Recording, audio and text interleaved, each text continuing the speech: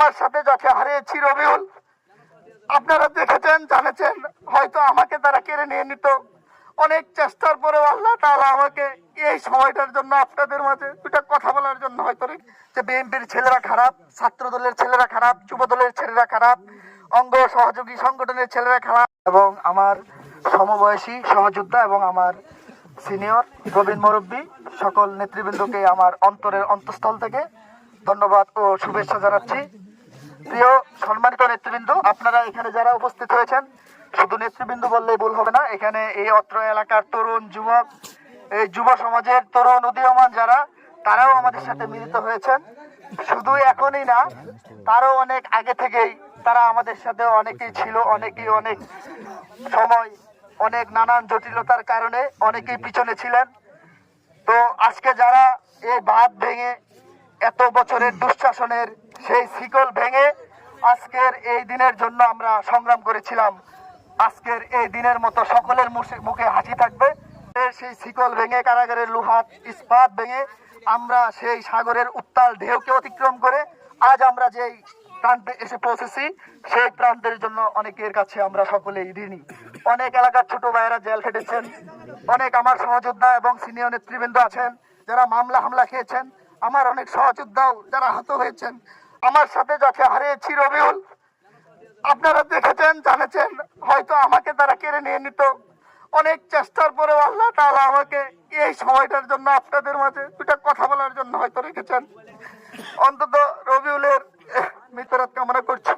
রবিউলের জন্য আমরা সবাই দোয়া করব যে অন্তত আমরা অন্যায় অবিচার, এই সমাজের নিরীহ মানুষের উপর যে অত্যাচার, সেটার বিরুদ্ধে কথা বলেছিলাম।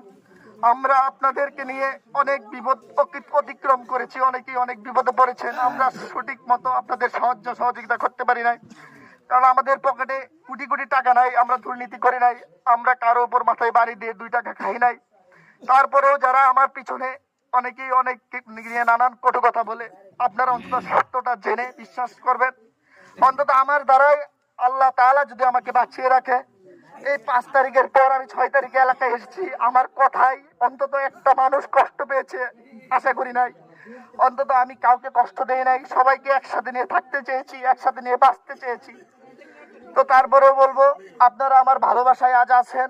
আমি অন্তত আল্লাহ তাআলা যেহেতু আমাকে বাঁচিয়ে রেখেছেন, আমি চাই আমার দ্বারাই এবং আপনারা যারা আমার পাশে আছেন, আমি চাই আপনাদের দ্বারাও যেন কারো অন্তত 5 টাকার ক্ষতি না হয়, যেন আমার রেপুটেশনটা নষ্ট না হয়। আমি চাই যে আপনারা বিপদে কোথাও পড়লে আমি গিয়ে উদ্ধার করব, আমি গিয়ে যাব, আপনারা আমাকে বলবেন, আপনাদের বিপদে আমি থাকবো। আমি চাই সেটা। আমি চাই না যে কাউকে বিপদে ফেলে আপনারাও বিপদে পড়েন, আপনাদেরও কলঙ্ক হোক, আমারও কলঙ্ক হোক। আমরা মানুষের সেবা করব।